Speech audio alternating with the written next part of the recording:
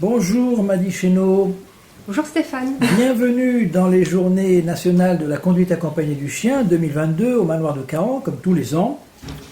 Vous avez choisi dans ces journées de la CAC de nous parler des jeux dans le bon sens. Alors vous êtes éducatrice canin.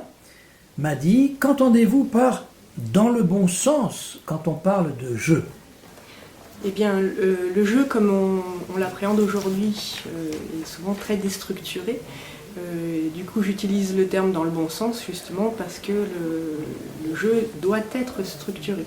C'est-à-dire que le chien, on va l'amener davantage dans la concentration, dans les autocontrôles, en fait, plutôt que dans le côté déstructuré, le côté hyperactif, entre guillemets, parce que ce sont des termes qu'on apprécie guère dans la CAC.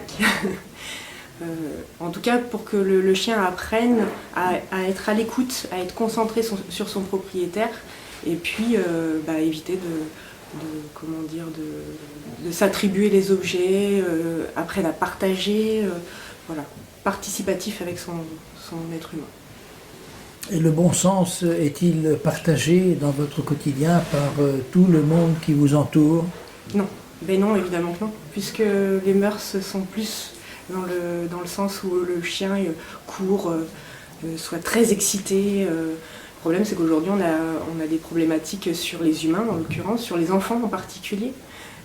Beaucoup de problèmes de morsure, beaucoup de problèmes de possession, de grognement et d'agressivité autour des objets. Donc non, alors, les gens n'adhèrent pas, c'est certain, puisque c'est pas amusant en soi. On est plus sur un jeu de travail plutôt qu'un jeu spontané où on va faire tout et n'importe quoi. Alors vous avez anticipé ma question d'après, c'est quel risque, quel risque y a-t-il si on ne joue pas ainsi dans le bon sens avec le chien? Quels sont les risques que vous observez dans votre pratique quotidienne en tant qu'éducatrice canin expérimentée et praticienne de la conduite accompagnée du chien? On retrouve toute une multitude de comportements. Après, il n'y a pas de comportement type sur la problématique des jeux, mais pour partir d'un effet simple, c'est-à-dire le chien qui va garder ses objets, va avoir une forme de possession sur les objets, qui n'apprendra pas à les partager.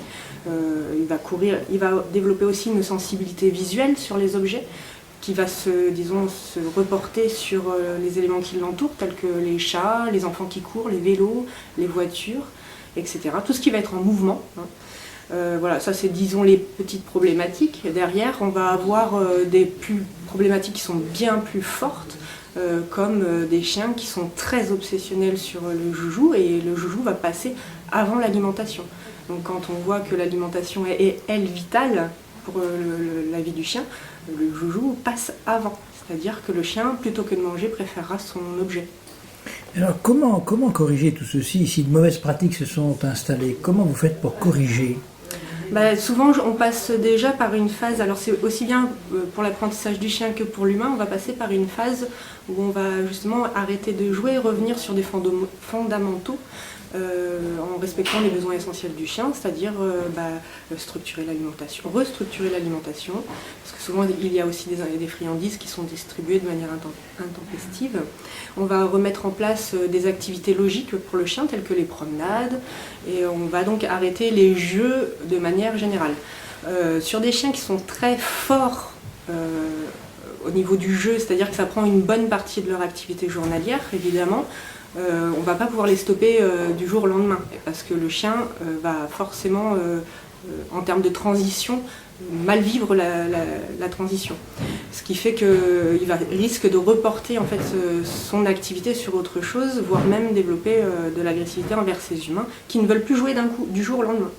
Donc en fait, ce qu'on va faire, c'est qu'on va essayer de tirer vers une période où on jouera beaucoup moins, voire plus du tout, pour déjà demander aux humains d'arrêter d'avoir ce type de réflexe sur le chien. Et puis ensuite, la remise en œuvre des activités saines, telles que la promenade, telles que de l'éducation classique. Et puis par la suite, donc le jeu structuré qui lui fait partie intégrante de la CAC. Tout à l'heure, j'aurai l'occasion de vous montrer des variantes que j'ai pu travailler chez le chien, ce qui va permettre de retrouver justement l'obéissance du chien, l'attention du chien, la concentration, le rapport, le partage etc., etc. Décidément, Madi Chénaud, vous anticipez toutes nos questions, parce que la question d'après, qui termine notre entretien, c'est qu'est-ce que la CAC propose pour faire ces jeux dans le bon sens? Oui. Qu'est-ce que vous puisez dans la CAC qui vous permet de jouer dans le bon sens? Justement, donc, le jeu structuré en soi, lui, va travailler le chien dans le bon sens, puisque le chien va apprendre déjà à gérer ses autocontrôles, c'est-à-dire arrêter de courir vers tout et n'importe quoi. Il va attendre le feu vert de son propriétaire pour aller à la recherche de l'objet, ce qui demande donc une certaine concentration et une écoute, et en même temps une complicité, puisque quelque part, l'humain est à l'origine du départ pour aller chercher l'objet.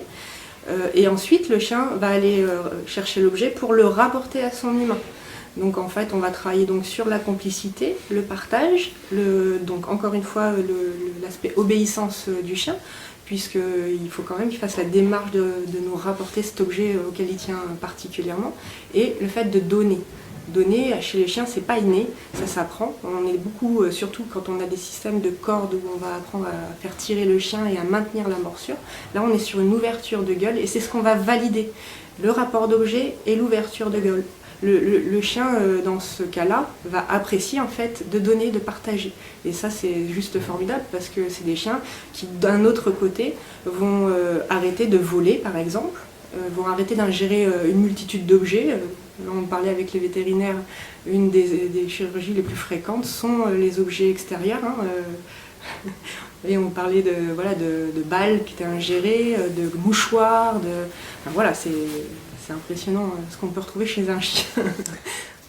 Alors, avant de vous voir jouer avec votre chien dans le bon sens, et pour terminer notre entretien, que souhaiteriez-vous ajouter sur cette notion réaliste, pragmatique des jeux dans le bon sens? Que pourriez-vous ajouter? Ce que je trouve intéressant quand on joue avec le chien dans le bon sens, c'est qu'on fait travailler le chien avec ses qualités, ses sens. C'est pour ça que je dis dans le bon sens. On va utiliser ses oreilles, on va utiliser sa sensibilité visuelle, on va utiliser son nez. Bon, on sait que ce sont des particularités chez le chien où il est excellent. Et en fait, le fait de jouer dans le bon sens fait que on travaille sur cette complicité qu'on aime tant nous les humains finalement. C'est ce qu'on recherche avec notre animal, une forte complicité. Madi Chénaud, éducatrice de chiens avec le jeu dans le bon sens, je vous remercie. Je vous en prie.